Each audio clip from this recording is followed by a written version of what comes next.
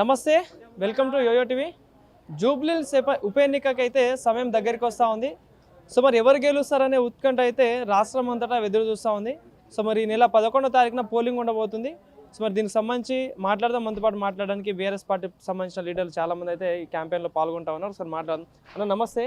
So ఎట్లా సాగుతుంది campaign, ఎట్లా సాగుతూ ఉంది? మరి బీఆర్ఎస్ పార్టీ 10 ఏళ్లలో ఎలాంటి అభివృద్ధి చేయలేదు, అన్ని అప్పుల రాష్ట్రం చేసిందని కాంగ్రెస్ కావచ్చు బీజేపీ ఆరోపణలు చేస్తూ ఉంది. సో ఎట్లా ఉంది మరి పరిస్థితి గ్రౌండ్లో? ఇక్కడ పరిస్థితి చూస్తూ ఉంటే మేము గత 3 వారాలుగా గడప గడప తొక్కుతుంటే ఇక్కడ ప్రతి ఓటర్ కానీ ప్రజలు ప్రతి ఒక్కరు ఇంటింటికి మమ్మల్ని మంచిగా ఘనంగా స్వాగతిస్తూ మా పార్టీ కండువా చూడంగానే ఇంట్లోకి పిలిచి నీళ్ళు ఇస్తూ మరి వాళ్ళు చెప్పేది కళాఖండగా చెప్తున్నది ఏమంటే ఆల్రెడీ ఇక్కడ బీఆర్ఎస్ గెలుపు అనేది ఖాయమైపోయింది, మేము ఇప్పుడు మెజారిటీ ఎంత అనే వెతుకునే పనిలో ఉన్నాము. సో దీని ప్రకారం మాకు అర్థమైంది ఏంటంటే ఆల్రెడీ విక్టరీ అనేది డిక్లేర్ అయిపోయింది. We're just looking for the majority. అంటే బీఆర్ఎస్ బీజేపీ ఒకటయ్యే జూబ్లీహిల్స్లో కాంగ్రెస్ పార్టీని ఉడగొట్టే ప్రయత్నం చేస్తూ ఉందని చెప్పేసి ముఖ్యమంత్రి కావచ్చు, మంత్రులు, ఎమ్మెల్యేలు అందరూ మాట్లాడుతూ ఉన్నారు. సో వాళ్ళకి ఏం సమానం? అసలు ఇక్కడ మనం ప్రధానంగా చూసుకుంటే రేవంత్, మోడీ బడేబాయ్ చోటేబాయ్ ఒకటై ఉన్నారు అక్కడ. కానీ ఇక్కడ ఊరికే బురద చల్లడానికి కార్యక్రమం ఒకటి స్టార్ట్ చేసిర్రు. ఇక్కడ బీజేపీ వాళ్ళ పద్ధతి వాళ్ళే ఉన్నారు. అంత బీజేపీ ఉంటే ఇక్కడ మినిస్టర్ ఎవరండి? ఎంపీ ఎవరండి? కిషన్ రెడ్డి గారే కదా. మరి ఆయన సెంట్రల్ మినిస్టర్ అయి ఉండి పీకింది ఏముంది మన రాష్ట్రానికి?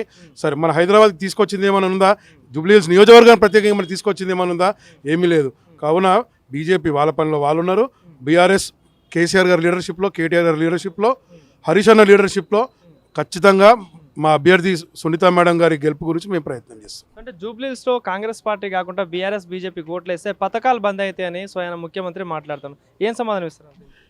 ఇది కళ్ళకు కట్టినట్టుగా కనిపిస్తూ ఉన్నది. అంటే ఇది ఒక బెదిరింపు, బ్లాక్మెయిలింగ్.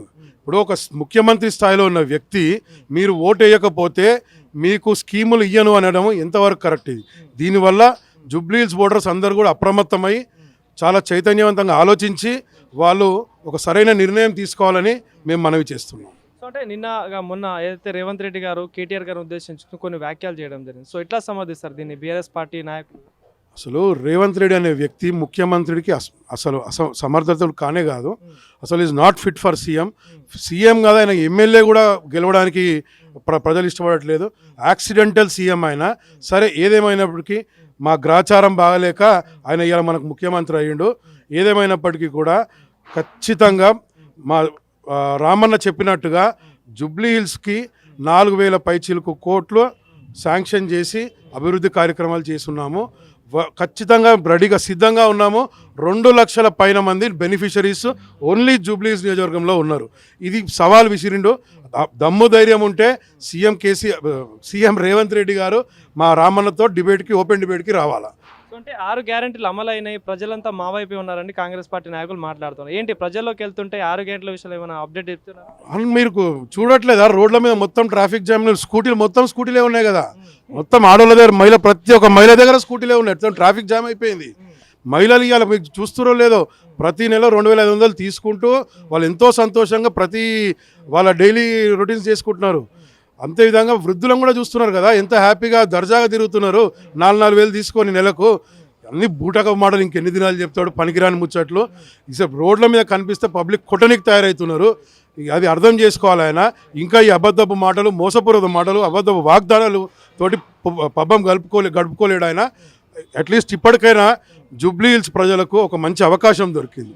ఇవాళ మనకున్న ఈ కాన్స్టిట్యున్సీలో ఉన్న 4 లక్షల ప్రజలకు, ఓటర్లకు 4 కోట్ల ప్రజలకి ఒక మంచి దిక్సూచిక ఒక అవకాశం దొరికింది. కాబట్టి సద్వినియోగం చేసుకుంటూ ఇవాళ ఉన్న గవర్నమెంట్కి కర్రు కాల్చి వీపున వాత పెడితే టోటల్ ప్రభుత్వం యంత్రాంగం మొత్తం కదిలి వాళ్ళు ఇచ్చిన వాగ్దానాలపై దృష్టి సాధిస్తారని నా మనవి. పోటీ ఎవరిచ్చే ఛాన్స్ ఉంది? ఎంత రాబోతుంది మెజారిటీ బీఆర్ఎస్ పార్టీ కంటే? ఏం చెప్పారు? ఖచ్చితంగా మెజారిటీ, అద్భుతమైన మెజారిటీ రాబోతుంది. 14వ తారీఖు రోజున మీరు చూస్తారు. అందరూ అనుకునే దానికంటే అద్భుతమైన మెజారిటీ రాబోతా ఉంది.